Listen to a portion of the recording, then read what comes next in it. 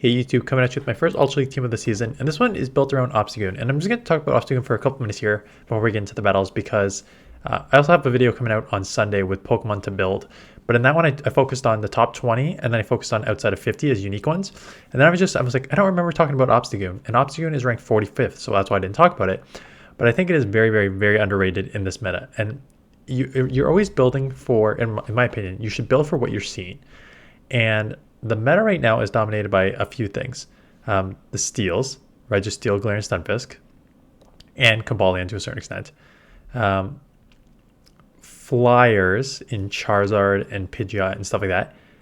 And then ghosts / dark / psychics. So say swaps in like Cresselia and Giratina. And then you have other darks in like Umbreon and Scrafty and Obstagoon. And then you have a couple fairies in like A9 Tails and Tapu Fini, and then just sort of like the main like Swampert essentially, right?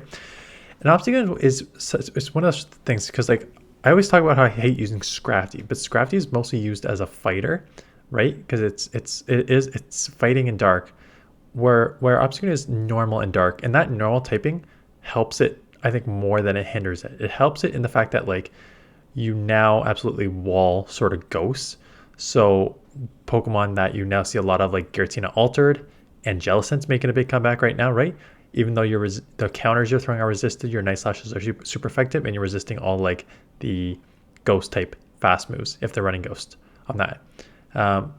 Which, FYI, that's why I paired it with Tapu Fini, because if you get a Giratina save swap, if it's a Dragon Breath save swap, you go into Tapu Fini. If it's a Shadow Claw Giratina, you go into Obstagoon. So that's kind of the team building behind this. But Obstagoon is like surprisingly bulky. Like I think it's one of them. I think this matches in here, where like I take an Earthquake from a Galarian Stunfisk and it does like just over 50%. It's sneaky bulky. It's fast spamming. You got coverage for the counter users. You got coverage for the you're gonna mostly beat dark, except for like Scrafty, which is just gonna out counter you. You're gonna beat like the ghosts, Trevenant, Giratina. Trevenant, I didn't even mention Trevenant, Giratina. It's a little trickier with Cresselia because it's so tanky and it knows Moonblast, so that's a little tricky there. But it's a well-rounded Pokemon. So let's look at some of the battles. So that was the backline coverage. I needed something on a lead that could grab shields potentially too. So I use this. And so I got it with Wing Attack. You know what? I switched over to Wing Attack last season. I honestly prefer Gust. Quite honestly. It's a little slower generating, but the damage is real with Gust. And for the most part, what I'm finding is, and you're going to see a lot of these battles, they're not almost ever shielding up my first thrown move here, which is okay. Maybe I just need to throw the Brave Bird more. But the problem is like they don't need to respect the Wing Attack, because Wing Attack's more just like energy generation, right? So I do take it out here, and I'm gonna have energy, so I can be able to Feather Dance this, which is like huge. And now I'll be able to, exactly this scenario, see if it's Dragon Breath or Dragon Claw, or so it is a Dragon Breath. So I'm coming Tapu Fini, because now that's lowered, and now I have alignment here on the Trevenant, and as you can see, Trevenant can only throw the Seed Bombs, and it's going to take like 4 Seed Bombs to take you out. Like, you're pretty tanky. Let's just see how much this does. I'm guessing like a quarter to a third. Yeah, right. So my IVs are great. 0, 15, 15 goes up to like 24.94. So it only took like a few XLs. So it's a really good Pokemon for the meta. Plus, if Giratina comes back in, I'm still going to have moves to throw Giratina, right? Sorry, Pidgeot thought process. Yes, it's faster energy generation. And yes, it gives you more opportunities to either Brave Bird or Feather Dance. But if you can Feather Dance like twice, it still doesn't matter, because the Wing Attack isn't doing anything to take you out, right? So, like, at least with Gust, if you Feather Dance, sure, you may get slower to the Feather Dance, but that Gust damage is real, and it's putting on a ton of pressure on them. So I won't change it back yet, because I think Wing Attack is still fine. But I honestly, if Wing Attack gets nerfed in any of the upcoming seasons, I will 100% go back to Gust on my Pidgeot. Swampert here, it's the same sort of thing here. So it's a non-shadow, so I don't think one's going to take me out anyways. Not one, I mean like two. I don't think two will take you out. Which is why I should probably Brave Bird here, because like I build up and like maybe they'll think it's a Brave Bird and shield. I'm pretty sure they don't shield. I don't think anyone respects the Brave Bird right off the bat, and this is useless because again, I can't farm down here. I'm going for another Brave Feather Dance. I don't know why. I should just Brave Bird here because I can't Wing Attack down, so I'm gonna have to keep throwing. If Feather Dance doesn't do enough, so I'm gonna have to burn a shield, or just like lose this and come in with something else. So not a fan of how Wing Attack is being played here. Or maybe honestly just go for more, and they give up switch. So I don't know why they gave up switch when they were going to take switch there. But now I have alignment on their Talonflame.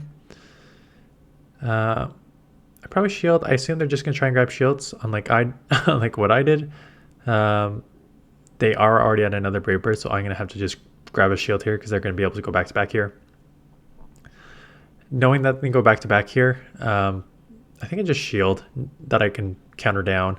Swampert's pretty dry, so I don't need to worry about an Earthquake too much, and then we'll see what's in the back here. Yeah, I was about to say, I don't need to worry about the Earthquake. This is just going to be a Hydro Cannon.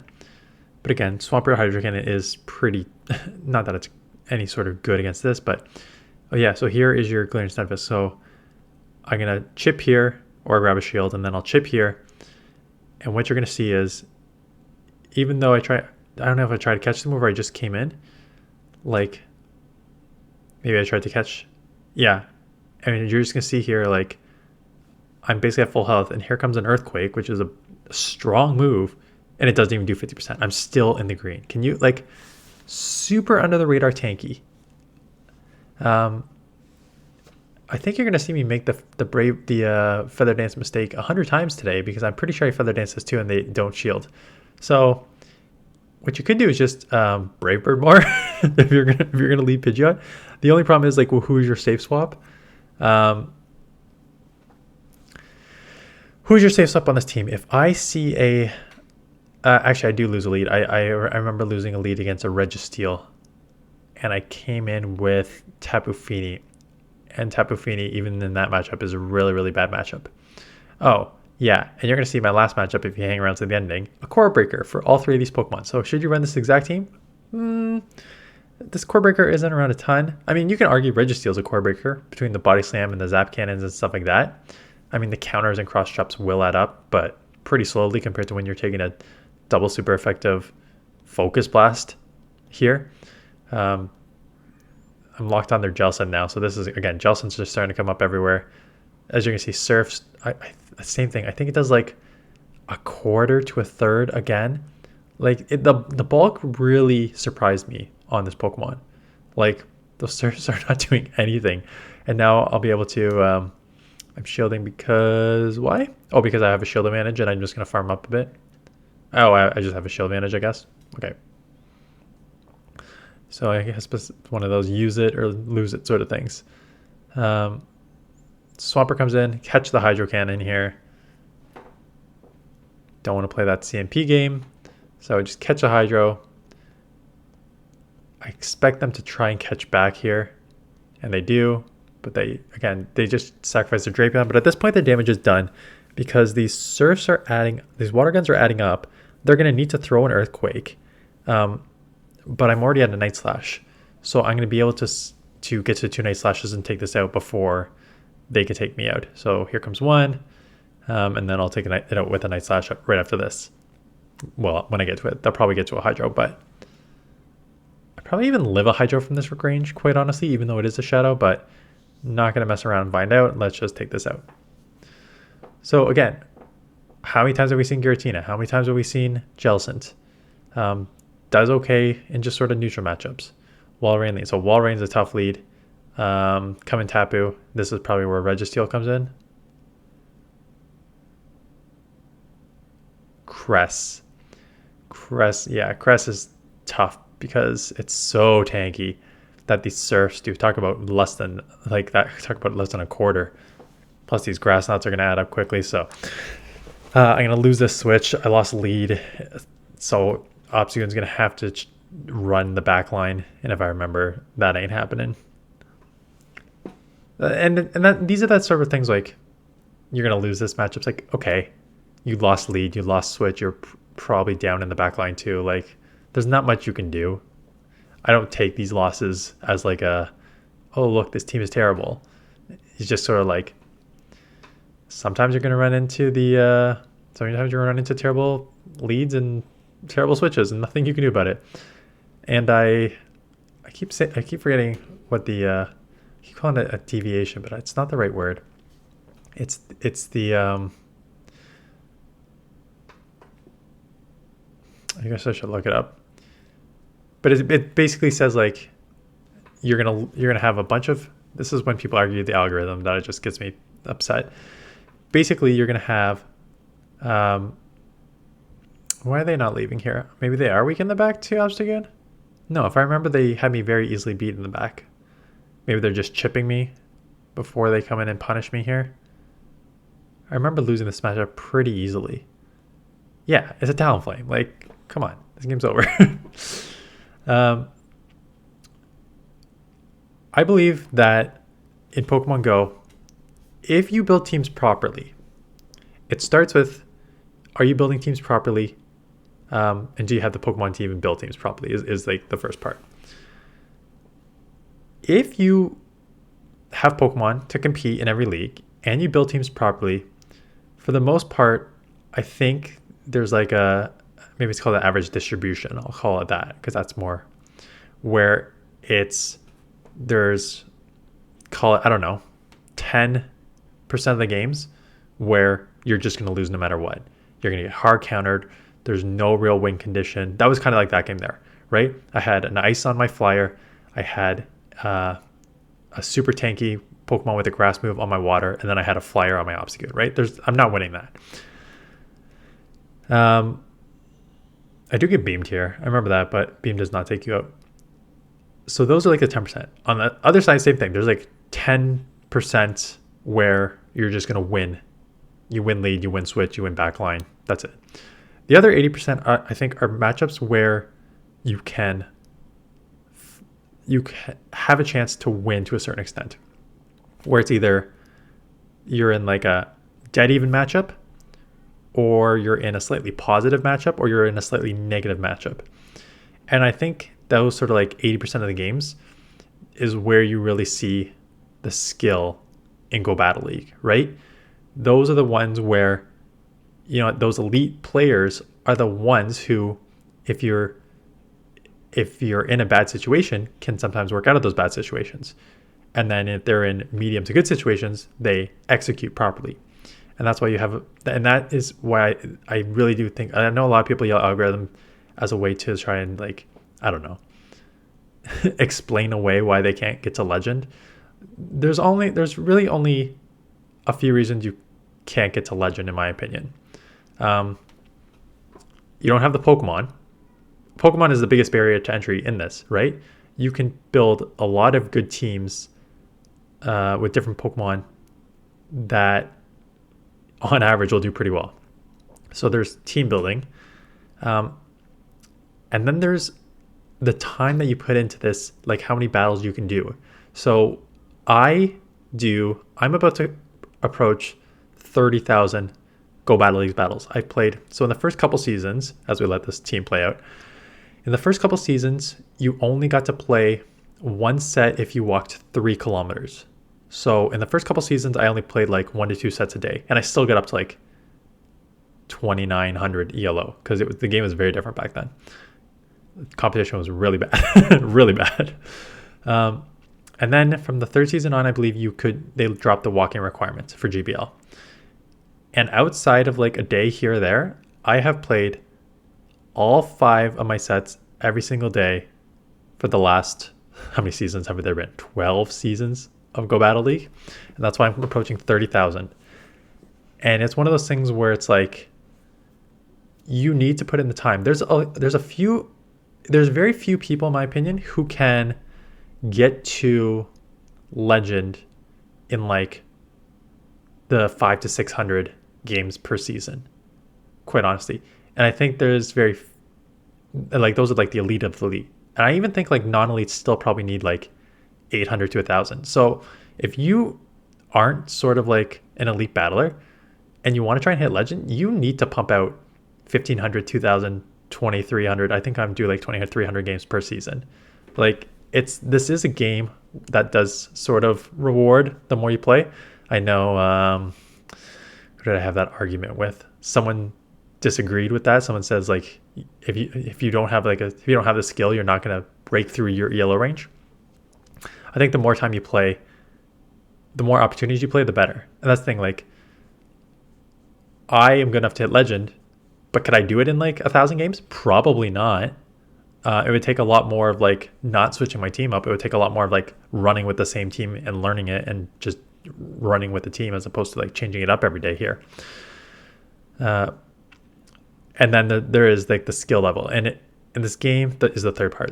So there's the amount of time, there's the Pokemon you have, there's the amount of times that you play per season, and then obviously the last part is the skill level. And the skill level is a lot of everything from the easy skill level, which I don't even do. The easy skill level is team building, which I can do. Knowing matchups and how much like the moves and stuff like that. I'm mostly there, but I don't know all the typing matchups. I don't know all the counts. Like I don't know all the, like a lot of this stuff you guys know about me because I haven't learned it and I don't have time to learn it. But like there's so many different aspects of the game to make that you need to get you over the hump. So like team building, typing matchups, who wins CMP in certain situations, counting, fast move optimization. Oh yeah, so here's the loss. Here's the core breaker. Galvantula beats this entire team. I'm double weak to electric, and it has a bug, which I am also weak to. So with the Registeel weakness and the Galvantula weakness, this is probably some team that you might want to tweak a bit. How would you tweak it a bit? You can get rid of Pidgeot in the lead. Like I put Pidgeot in the lead because I wanted something that can grab shields, but I wasn't grabbing shields because I wasn't Brave Birding. So I would put in something else on the lead that can also somewhat deal with grass. I was gonna say Registeel, but then you're double weak to fighting, so maybe not Reggie. But you also need something that can grab shields because Night Slash and Cross Chop, although have good coverage, are not hard hitting moves. So a lot of times they're not respected. And Surf and Moonblast is somewhat respected. Surf, hit and miss whether people respect it, quite honestly. So yeah, I don't know off the top of my head. I don't know what Pokemon I put in. Maybe just PV poke around with it. But I would put in something on the lead. Something that can beat electric. Is there a smart ground type in this that's also not Swampert that would be weak to Trevenant in this meta? Clarence Stunfisk is weak to fighting, double fighting weakness. Ground. There's not a lot of ground in this, eh? Let me just look up PV Poke. Let me just look up PV Poke to see what they say is a good third with this backline. Or the other thing is you just switch out Tapu Fini, which you may not have Tapu Fini to begin with. But Tapu Fini and Obstagoon. Your weakness is Registeel, Verzine, Cresselia, Pidgeot, and Grass, like I just mentioned. So they're recommending Registeel, Trevenant, Pidgeot, right? I guess you can do Trevenant. Or Charizard is the fourth one. At least with Charizard. No, Charizard, you're still weak to electric, so that's kind of useless.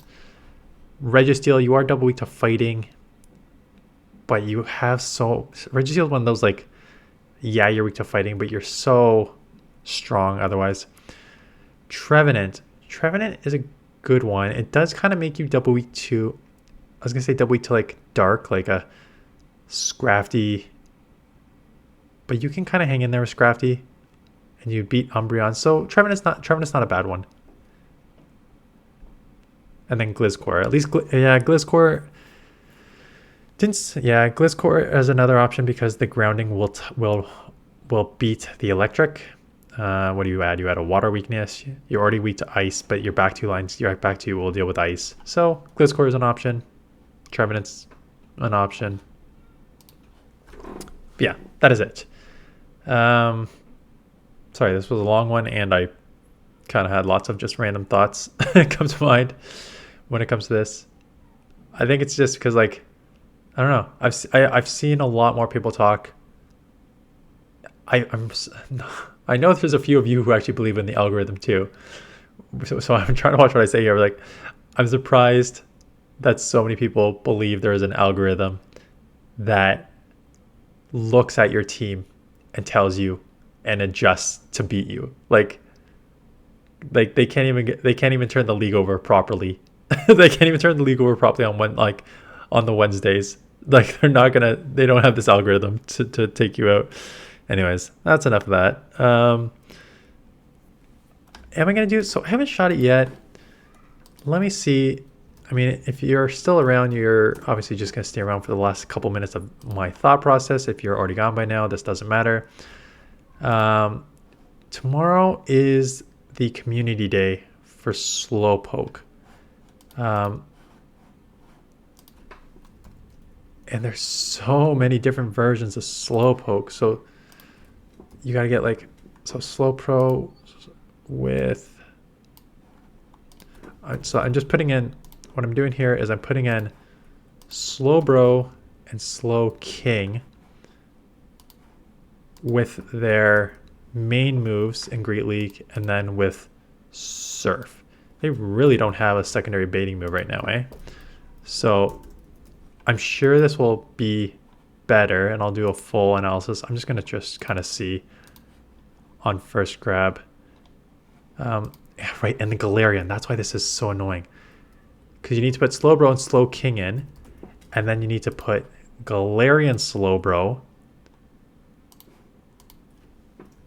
and Galarian Slowking with the move. So there is going to be 8 different moves here that I need to, like 8 different Pokemon for each Great League, Ultra League, and Master League. I mean, Master League is whatever, you just get the hundo. But which one of the 4 do you evolve? I don't know. I'd have to just, hopefully PV Poke updates it, but maybe not. Galarian Slowking with the normal. Oh my goodness. Galarian Slowking. And Galarian Slowking with, I'm just doing this in for the Great League. I'm sure I'll do the Ultra, I'll do a full video. I just want to see if there actually is a big difference, to see if I actually want to invest a lot of time into this, because I know, what am I going to get rid of? Sludge Wave or Shadow Ball? If Hex, Sludge Wave, and Shadow Ball. I don't know which one you want to get rid of. Let's just get rid of Shadow Ball for now, because I'd want a stab move. Okay, let's just run this quick analysis. Let's just go all the way to the ending. Ew. Oh my god. Okay. So is it better? Yeah. Is it any real better? No. Slowbro from 8 and 33 to 13 and 28. Slowking from 8 and 33 to 13 and 28. Slowbro Galarian from 13 and 28 to 14 and 27, and Slowking Galarian from 7 and 34 to 10 and 31. That is brutal. Let's see if I can just flip this. Oh, I can just do straight Ultra League meta. Much worse. Oh my god. Oh my goodness. The slow. Oh my goodness. The slow. Is this right? This can't be right. Maybe I'll rerun this analysis, because right now it's saying. Please tell me this is. No, there's got to be more wins. It's saying like, at best, there's like 5 wins and 40 losses here. But that can't be right. I'm thinking there's something messed up here that I have to like redo this matrix. Anyways, in conclusion, I don't think it is going to be very useful in any of the leagues. Let me actually just see if I can bring up Master League. Master League. No, not Megas, just Master League. Yeah, I mean, I think this analysis is not working. I can't imagine this is going to have any play. Anyways, it's going to be one of those things where you just watch me do this for 5 minutes without actually doing it on screen. So I think this is one of those things where you just get it in case it's going to be good in a cup. Like the Galarian Slowking has Hex on it, so it'll be good in the Psychic Cup if you have it with Surf. So if you want to play that. But I think it's going to be one of those things where you're just getting a few for specialty cups, and that's about it. But I will do a full analysis properly maybe this afternoon, probably this afternoon. I've got to shoot it later, probably tomorrow. Anyways, that's it. Thanks for watching. I'll see you guys in the next one.